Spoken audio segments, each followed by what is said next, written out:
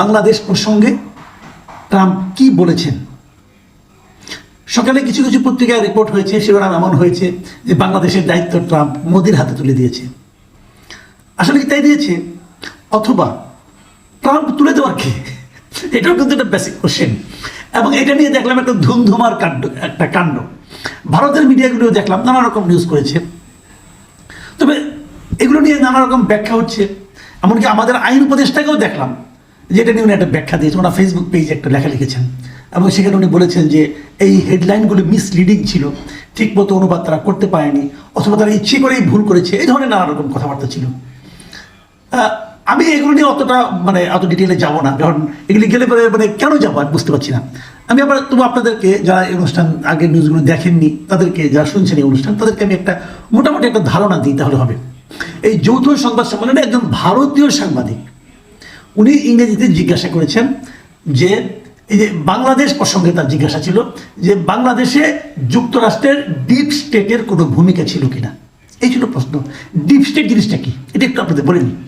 Deep state হচ্ছে ছায়া সরকার, মানে গভীর সরকার না, গভীর দেশ না, ছায়া সরকার আর কি। ছায়া সরকার মানে এইভাবে, ঠিক ছায়া সরকারও না, ব্যাপারটা হলো অদৃশ্য একটা সরকারের প্রভাব।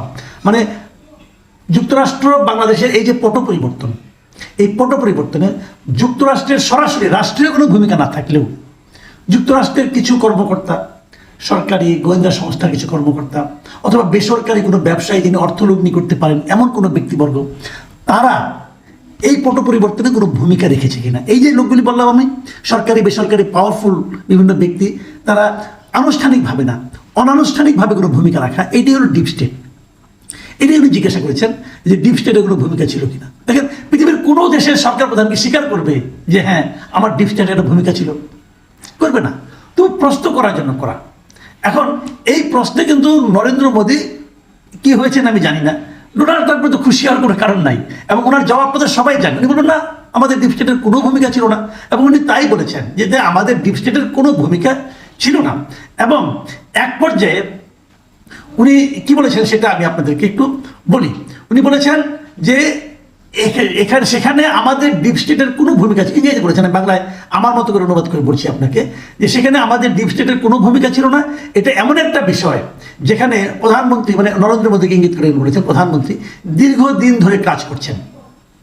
আবার তারপরে বলছেন যে স্পষ্ট করে বললে ভারত সেখানে শত শত বছর ধরে কাজ করছে, আর সেসব বিষয় তিনি পড়েছেন, মানে উনি পড়েছেন ভারতের ব্যাপারে। তবে বাংলাদেশের বিষয় আমি প্রধানমন্ত্রীর উপর ছেড়ে দেব, এটা বলে ট্রাম্প মোদির দিকে ইঙ্গিত করেছেন। দেখেন এই কথাটা বলার মাধ্যমে উনি কি বলেছেন, দেখেন কয়েকটা কথা, যে ভারত সেখানে শত শত বছর কাজ করেছে। তো ভারত কোথায় কাজ করেছে শত শত বছর ধরে? বাংলাদেশে। তো ভারতের ডিপ স্টেট কি বাংলাদেশের জন্য বাংলাদেশে এসে কাজ করেছে? এটা তো একটা ভয়ঙ্কর অভিযোগ। এটা কিন্তু উল্টা ভারতের প্রতি অভিযোগ দিলেন উনি, যে ভারতের ডিপ স্টেট আমাদের এখানে কাজ করেছে। তাই হলো না জিনিসটা? তো এই অভিযোগে মানে ভারতকে আমাদের উপর দায়িত্ব দেওয়া হয়েছে কেন? তারপর উনি বললেন যে তবে বাংলাদেশের বিষয়ে আমি প্রধানমন্ত্রীর উপর ছেড়ে দেব। মানে এই প্রসঙ্গে এই আলোচনার ব্যাপারটা উনি প্রধানমন্ত্রীর উপর, মানে নরেন্দ্র মোদীর উপর ছেড়ে দিচ্ছেন, নাকি পুরো বাংলাদেশ ইস্যুটাকেই উনি নরেন্দ্র মোদীর উপর ছেড়ে দিচ্ছেন, এটা নিয়ে কিন্তু একটু দ্বিধা থাকতেই পারে। তবে আমি যেটা বলছিলাম যে এখানে আমাদের আইন উপদেষ্টা আসিফ নজরুল উনি যে ব্যাখ্যাটা দিয়েছেন, উনি ওনার ফেসবুক স্ট্যাটাসে কিছু লিখেছেন। আমি ওনারটা একটু পড়ে শুনি আপনাদেরকে, যাতে নাকি আমার ভুল না হয়। উনি বলেছেন যে, উনি লিখেছেন যে ট্রাম্পকে ইন্ডিয়ান সাংবাদিক যে প্রশ্নটা করেছিল তার সামারি হলো বাইডেন প্রশাসনের সময় বাংলাদেশে রেজিম চেঞ্জ, মানে হাসিনার পতন ইস্যুতে আমেরিকার ডিপ স্টেটের ভূমিকা আছে, এই ব্যাপারে আপনার মন্তব্য কি? উত্তরে ট্রাম্প বলেছেন না, আমেরিকার ডিপ স্টেটের কোনোই ভূমিকা নেই। এবং তারপর চোখে মুখে বিরক্তি নিয়ে মোদির দিকে ইঙ্গিত করে, যেহেতু উনি আবার ব্যাগেটে লিখেছেন, যেহেতু ইন্ডিয়ান সাংবাদিক মন গড়া তথ্য প্রচার করতে চাচ্ছিল, তাই ইন্ডিয়ান প্রধানমন্ত্রীর দিকেই তাকে রেফার করে দিয়ে ট্রাম্প বলেছেন বাংলাদেশ ইস্যুতে ওই প্রশ্নের উত্তরটা মোদির উপর ছেড়ে দিলাম। মানে বাংলাদেশ সংক্রান্ত ওই প্রশ্নের উত্তর মোদিকে দিতে বলেছিলেন ট্রাম্প। এই হলো ঘটনার সামারি। এই যে কথাটা আমি বললাম, এটুকু আমাদের আইন উপদেষ্টা উনি লিখেছেন, মানে এটা ওনার ব্যাখ্যা। তো ওনার ব্যাখ্যাটা কিন্তু আপনারা আবার যদি কেউ ভিডিওটা দেখেন, ইউটিউবে ভিডিওটা পাবেন, কিন্তু আপনি ইউটিউবের ভিডিওটা দেখে নেন, দেখবেন যে ওনার বক্তব্যের সঙ্গে কতটুকু মেলে কতটুকু মেলে না, কিছু মিল তো পাবেনই, কোনো সন্দেহ নাই। আবার আমি যে ব্যাখ্যাটা দিলাম একটু আগে, যে এই ব্যাপারে ভারত 17 বছর ধরে কাজ করছে, ভারত বলবে ভারতের উপর ছেড়ে দিলাম, এটার ব্যাপারে আরেকটা ব্যাখ্যা কিন্তু আপনি দিতে পারেন। আবার এই প্রেস কনফারেন্সের পরে, আমি প্রেস কনফারেন্সের চরিত্র নিয়ে একটু পরে আলাপ করবো। প্রেস কনফারেন্সের পরে ভারতের যিনি পররাষ্ট্র সচিব, তিনিও কিন্তু একটা সাংবাদিকদের কিছু কথা বলেছেন। সেখানে উনি কি বলেছেন সেটা আপনাদের একটু আমি বলি। সেখানে এই বিদেশ সচিব উনি বলেছেন যে দুই নেতার মধ্যে এই বিষয়ে আলোচনা হয়েছে, সেটা আপনাদের জানাই। বাংলাদেশের সাম্প্রতিক পরিস্থিতি নিয়ে প্রধানমন্ত্রী মোদী তার উদ্বেগ প্রকাশ করেছেন এবং সে দেশের পরিস্থিতি ভারত কিভাবে দেখছে সে কথাও জানানো হয় তাকে। ভারত আশা করছে বাংলাদেশের পরিস্থিতি এমন একটা দিকে এগোবে যে যাতে উভয় দেশের মধ্যে গঠনমূলক ও স্থিতিশীল সম্পর্ক গড়ে ওঠে, কিন্তু সেখানকার পরিস্থিতি নিয়ে চিন্তা রয়েছে এবং প্রধানমন্ত্রী মোদী সেই উদ্বেগের কথা ট্রাম্পের সঙ্গে আলোচনায় তুলে ধরেছেন। এই যে কথাটা আমি পড়ে শোনালাম, এটা কিন্তু ভারতের একটা পত্রিকা থেকে পড়ে শোনালাম, এবিপি আনন্দ থেকে। তো এখন ভারত বাংলাদেশ নিয়ে কিন্তু উদ্বিগ্ন, এই কথাটা মোদী সেখানে প্রকাশ করেছেন বলে এই মানে আপনার এই পত্রিকা জানানো। এই হলো পুরো ঘটনা। এখন এই ঘটনার প্রেক্ষিতে আমি দিয়ে একটা কথা বলি আপনাদেরকে। এক নম্বর কথা হলো, আপনি যদি ইউটিউবে পুরো অনুষ্ঠানটা দেখেন, ইউটিউবে অনেকগুলো পাবেন, ছোটো ছোটো ক্লিপ পাবেন। আমি বলবো আপনাদেরকে যে যদি আপনাদের সময় থাকে পুরো ইন্টারভিউটা দেখে নেন, আপনি ইউটিউবে দেখবেন। ইউটিউবে দেখলে আপনি দেখবেন যে সংবাদ সম্মেলনের ক্যারেক্টারটা কী ছিল আসলে। আমার কাছে মনে হয়েছে এই সংবাদ সম্মেলনটা খুব একটা স্বতঃস্ফূর্ত এবং আনন্দ ঘন পরিবেশে হয় নাই।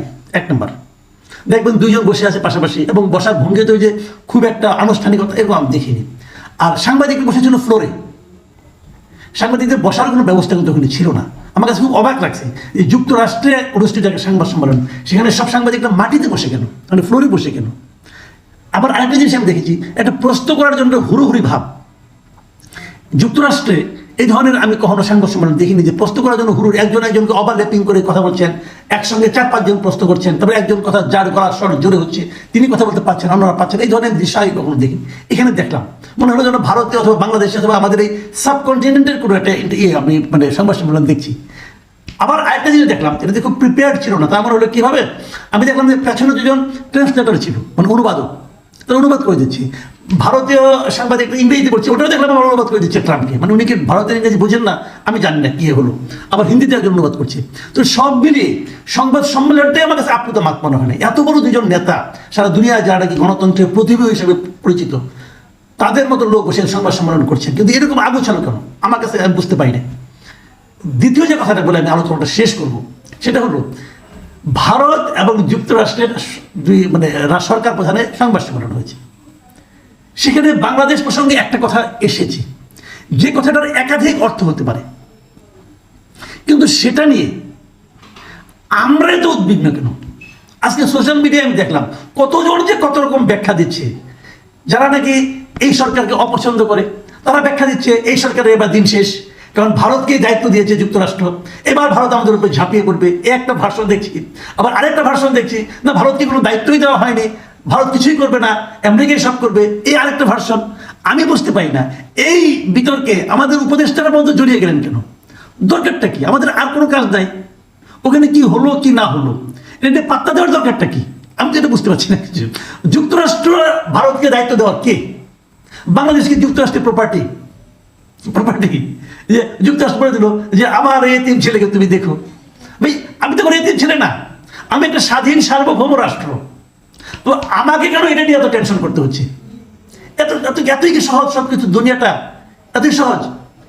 এটা কিন্তু একটা গুরুত্বপূর্ণ বিষয়, আমি এই জিনিসটা বুঝলাম না। আর আমি যে কথাটা আসলে বলে শেষ করতে চাই সেটা হলো, এই সংবাদ সম্মেলন থেকে আমি যে জিনিসটা বুঝেছি, ভাই বাংলাদেশের ব্যাপারে ট্রাম্পের কোনো আগ্রহ নেই। ট্রাম্প হলো এমন একজন রাষ্ট্রপতি আমেরিকা পেয়েছে যে নাকি আমেরিকার বাইরে কিছু চিন্তাই করে না। কোথায় আমেরিকার প্রভাব বাড়লো, কোথায় কমলো, বিশ্বের কোথায় আমেরিকার প্রভাব একদম শেষ হয়ে গেল, এটা নিয়েও আমেরিকার কোনো চিন্তা নাই। তারা তার দেশটাকে নিয়ে চিন্তা করছে, তার দেশের মানুষকে নিয়ে চিন্তা করছে, এর বাইরে কিছু না। কাজেই এখানে কিছু হলো কি হলো না এটা নিয়ে অত টেনশন করার কিছু নেই। ভারতের যে চিন্তা আমাদেরকে নিয়ে সেটা থাকবে, সেটা যতদিন এখানে বাংলাদেশ থাকবে ততদিনই থাকবে। সরকারে কে থাকুক না থাকুক সেটা ব্যাপার না। সবসময় ভারত চাইবে বাংলাদেশের উপর প্রভাব বিস্তার করতে, কেন চাইবে না? সব পৃথিবীর সব দেশই তার প্রতিবেশীর উপর প্রভাব বিস্তার করতে চায়, এটা কেন চাইবে? সেখানে আমাদের কোনো ষড়যন্ত্র তত্ত্ব বিশ্বাস করে সে অনুযায়ী কাজ করার দরকার নাই। আমরা আমাদের কাজটা করে যাই, যা হবার তাই হবে।